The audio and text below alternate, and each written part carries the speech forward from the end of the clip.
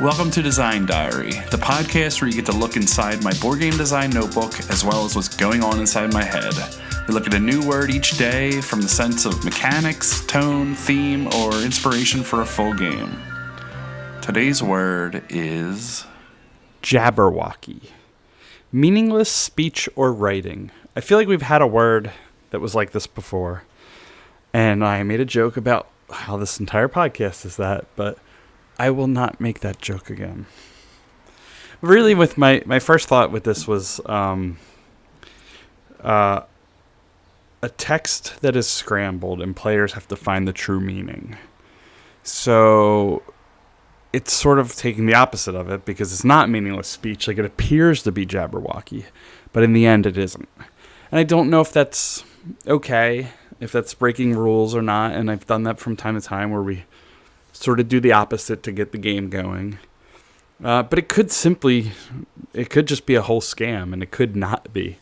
Now, the problem with it being a scam is that after players have played the game once, they know that it's all a bunch of Jabberwocky and it doesn't mean anything. And you're playing this game that is a scam. And it's sort of a hard sell to say, all right, we've got these words that are mixed up. We're going to try to figure them out. But in the end, they don't mean anything. So one way to sort of gamify that is to have all players have a scrambled word and have one of them be a scam. So basically, words are normal. They're all scrambled up. And then there's the little trader mechanic. And that seems to kind of solve some of the problems where, you know, there still is a meaningless speech out there or meaningless text. So I thought that the game could be about unlocking a pattern, and it's hard to make something that's not, you know, puzzly and not just be a puzzle, like a cryptogram or something along those lines. But it could be a cryptogram, but in that you have to, you know, earn your guesses and earn your and have, you know, penalties for your failures and have something else going on along the side. But it's also one that you contribute to because you're going to make up your own. So I thought the whole game is about unlocking the pattern and then also figuring out which one is incorrect. And I didn't know if that one, like, for example, we all do these cryptograms where the letters, and I'm just thinking this out, I wrote it in my notebook, but I'm thinking it out loud, is that if my letter A means an E, I already know the answer to your puzzle. So to have them all connected to where they're all valid means they all need the same solution, but if I know the solution to mine, I know the solution to yours. And the whole idea was that the one player does not have the solution, and when they make up theirs, it's going to be different. So maybe there's a valid and an invalid, or there's two valid and an invalid, so that the two work together, the one doesn't, and then some other player or players is kind of looking at them. It's kind of Fake Artist Goes to New York, I think. I haven't played that. But I believe multiple people are drawing, and one person doesn't know what they're drawing, or something along those lines. So the game could be co-op or team-based or something in that way. But the whole idea is just to kind of all know the answer except for the one person doesn't. So it's exactly the same thing as that, but just done in a word text way. And I think we could do better than that. So that's just one idea. So I thought of a treasure map that is, let's say it's torn into, I said 1 million pieces, but that's a terrible idea. Let's say like 50 pieces.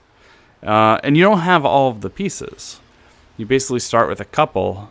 You're going to find others as you go, and some of them you probably won't find at all. So I thought that the game is about finding clues to see which pieces fit together,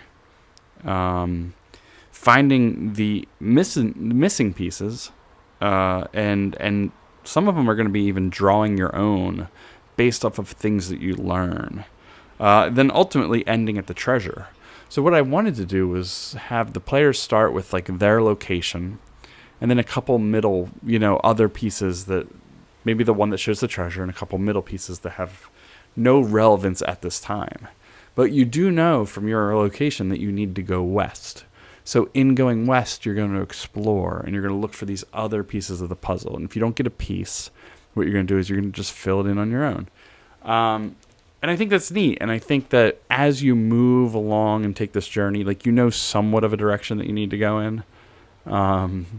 As you go in that direction, you're searching there for clues. And it's like sort of a reverse escape room, in that an escape room you're trying to escape. This, you're trying to find something. But it could play along the same lines as that, where everything's really puzzly. Find, you know, clue A to find clue B, combine that with clue C to find, you know, a key that gets you into this, which gets you something else. And I could picture that happening, but I like the idea of filling in the gaps from your memory, and from your, not from your memory, but from your knowledge, and sort of building this treasure map and hoping that it gets to the end, and it might not. But that's sort of that whole thing where the journey, you know, is more important than the destination, I guess. So those are my two ideas. It's a mellow Monday here as I'm trying to get the week going and get a lot of things started for Button Shy and things like that. But I did take some time to think about Jabberwocky, which is a tough one for me. So I hope you have something with it, and we're going to be introducing some new things, like a Design Diary Discord channel, which I just started setting up this morning to see if anybody else wants to jump in on these words. We're also doing it at Board Game Geek, as always, and, you know, sometimes on Twitter and things like that. So that's it, and we'll talk to you again tomorrow. All right, see ya.